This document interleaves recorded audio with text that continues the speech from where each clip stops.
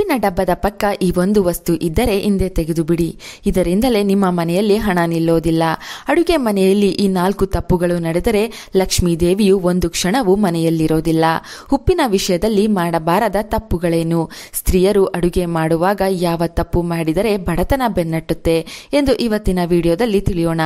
ಅಡುಗೆ ಮನೆಯಲ್ಲಿ ಅಡುಗೆಗೆ ಬೇಕಾದ ಪದಾರ್ಥಗಳನ್ನು ಒಂದರ ಪಕ್ಕ ಒಂದು ಇಡಲೇಬೇಕು. ಆದರೆ ಉಪ್ಪಿನ ಡಬ್ಬದ ಪಕ್ಕದಲ್ಲಿ ಅರಿಶಿಣದ ಡಬ್ಬಿ ಇಡಲೇಬಾರದು. ಏಕೆಂದರೆ ಈ ರೀತಿ ಉಪ್ಪು ಅರಿಶಿಣ ಒಂದೇ ಕಡೆ ಇದ್ದರೆ ಮನೆ ಸದಸ್ಯರಿಗೆ ಜಗಳ, ಹಣದ ಸಮಸ್ಯೆ, ಆರೋಗ್ಯದ ಸಮಸ್ಯೆ ಬರುತ್ತದೆ ಎಂದು ನಂಬಿಕೆ ಇದೆ. ಮನೆಯಲ್ಲಿ ಉಪ್ಪು ಅರಿಶಿಣ ಸಂಪೂರ್ಣ ಖಾಲಿ ಆಗಲೇಬಾರದು. ಉಪ್ಪು ಅರಿಶಿಣ ಖಾಲಿ ಆಗಿದೆ ಎಂದು ನಿಮ್ಮ ಬಾಯಿಯಲ್ಲಿ ಹೇಳಬಾರದು. ಮುಸ್ಸಂಜೆ ಸಮಯದಲ್ಲಿ ಮನೆಗೆ ಉಪ್ಪನ್ನು ಖರೀದಿ ಮಾಡಿ ತರಬಾರದು. ಶುಕ್ರವಾರದ ದಿನ ಮನೆಗೆ ನೀವು ಸಂಪಾದನೆ ಮಾಡಿದ ಹಣದಿಂದ ಉಪ್ಪು ಹಾಗೂ ಅರಿಶಿಣ ಖರೀದಿ ಮಾಡಿ ತಂದರೆ ತುಂಬಾ ಒಳ್ಳೆಯದು. ಅಂದರೆ ನೀವು ಸಂಪಾದನೆ ಮಾಡಿ ತಂದ ಸಂಬಳದಲ್ಲಿ ಮೊದಲ ಅಲ್ಪ ಹಣವನ್ನು ಉಪ್ಪು ಹಾಗೂ ಅರಿಶಿಣಕ್ಕೆ ಖರ್ಚು ಮಾಡಿ ಶುಕ್ರವಾರದಂದು ಮನೆಗೆ ತರಬೇಕು. ಇದರಿಂದ ಮಹಾಲಕ್ಷ್ಮೀ ದೇವಿಯು ನಿಮ್ಮ ಜೊತೆಗೆ ಮನೆಗೆ ಬಂದು ಶಾಶ್ವತವಾಗಿ ನೆಲೆಸುತ್ತಾಳೆ. ಉಪ್ಪಿನ ಡಬ್ಬದ ಮುಚ್ಚಳವನ್ನು ಹೆಚ್ಚು ಸಮಯಗಳ ಕಾಲ ತೆರೆದಿಡಬಾರದು. ಹೆಂಗಸರಿಗೆ ಒಂದು ಅಭ್ಯಾಸ ಇರುತ್ತೆ, ಹಳೆ ಉಪ್ಪು ಖಾಲಿ ಆದ ಮೇಲೆ ಹೊಸ ಉಪ್ಪು ತುಂಬೋಣ ಎಂದು. ಉಪ್ಪು ಇನ್ನು ಚೂರು ಇದ್ದಾಗಲೇ ಅದರ ಮುಚ್ಚಳವನ್ನು ಇಡೀ ದಿನ ತೆರೆದಿಡುತ್ತಾರೆ. ಇದು ತಪ್ಪು. ಸ್ತ್ರೀಯರಿಗೆ ಹಣ ಉಳಿತಾಯ ಮಾಡುವ ಒಳ್ಳೆಯ ಅಭ್ಯಾಸ ಇರುತ್ತದೆ. ಹೆಂಗಸರಿಗೆ ಮನೆಯಲ್ಲೇ ಬ್ಯಾಂಕ್ ಇದೆ ಎಂದರೆ ಅದು ಅವರು ಹೆಚ್ಚು ಸಮಯ ಕಳೆಯುವ ಅಡುಗೆ ಕೋಣೆ. ಅಡುಗೆ ಮನೆಯಲ್ಲಿ ಅಡುಗೆಗಾಗಿ ಬಳಸುವ ಸಾಮಗ್ರಿಗಳ ನಡುವೆ ಡಬ್ಬಗಳಲ್ಲಿ ದುಡ್ಡನ್ನು ಬಚ್ಚಿಡುತ್ತಿದ್ದರೆ ಆ ಡಬ್ಬವನ್ನು ಆದಷ್ಟು ವಾಯುವ್ಯ ದಿಕ್ಕಿನಲ್ಲಿ ಇಡಬೇಕು. ಇದರಿಂದ ಮಹಾಲಕ್ಷ್ಮೀ ದೇವಿ ಕೃಪೆ ಪ್ರಾಪ್ತಿಯಾಗುತ್ತದೆ. ಮನೆಯ ಯಜಮಾನನ ಕೈನಲ್ಲಿ ಹಣ ಚೆನ್ನಾಗಿ ಓಡಾಡುತ್ತದೆ. ಸಂಪಾದನೆ ದ್ವಿಗುಣವಾಗುತ್ತದೆ. ಮನೆಯಲ್ಲಿ ಹಣದ ಸಮಸ್ಯೆಗಳು ಶೀಘ್ರವಾಗಿ ದೂರವಾಗುತ್ತದೆ. ಆದ್ದರಿಂದ ಅಡುಗೆ ಮನೆಯಲ್ಲಿ ಹಣ ಇಟ್ಟರೆ ಆ ಡಬ್ಬಿಯನ್ನು ವಾಯುವ್ಯ ದಿಕ್ಕಿನಲ್ಲಿಡಬೇಕು. ಮನೆಯಲ್ಲಿ ಉಪ್ಪನ್ನು ಚೆಲ್ಲಬಾರದು, ತುಳಿಯಬಾರದು. ಪದೇ ಪದೇ ಉಪ್ಪು ಕೈನಿಂದ ಜಾರಿ ಕೆಳಗೆ ಬೀಳುತ್ತಿದ್ದರೆ ಹಣ ನೀರಿನಂತೆ ಖರ್ಚಾಗುತ್ತದೆ. ಆ ಸಮಯದಲ್ಲಿ ಸ್ವಲ್ಪ ಜಾಗ್ರತೆ ವಹಿಸಬೇಕು. ಉಪ್ಪು ನೀವು ಅಡುಗೆ ಮಾಡಲು ನಿಂತಾಗ ನಿಮ್ಮ ಬಲಭಾಗದಲ್ಲಿರಬೇಕು. ನಿಮ್ಮ ಎಡಭಾಗದಲ್ಲಿ ಉಪ್ಪು ಇರಬಾರದು. ಎಡಗೈನಿಂದ ಉಪ್ಪು ಮುಟ್ಟುತ್ತಾ ಅಡುಗೆ ಮಾಡಬಾರದು. ನಿಮ್ಮ ಭುಜಕ್ಕೆ ಸಮನಾಗಿ ಉಪ್ಪಿನ ಡಬ್ಬ ಇರಬೇಕು.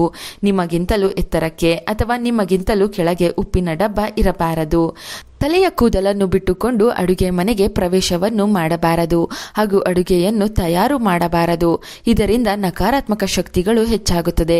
ನೀವು ಮಾಡುವಂತಹ ಅಡುಗೆಯನ್ನು ಸೇವಿಸುವ ವ್ಯಕ್ತಿಗಳಿಗೆ ಯಶಸ್ಸು ಸಿಗುವುದಿಲ್ಲ. ತಲೆಯ ಕೂದಲನ್ನು ಬಿಟ್ಟುಕೊಂಡು ಯಾವುದೇ ಕಾರಣಕ್ಕೂ ಅಡುಗೆ ಮನೆಗೆ ಹೋಗಬಾರದು.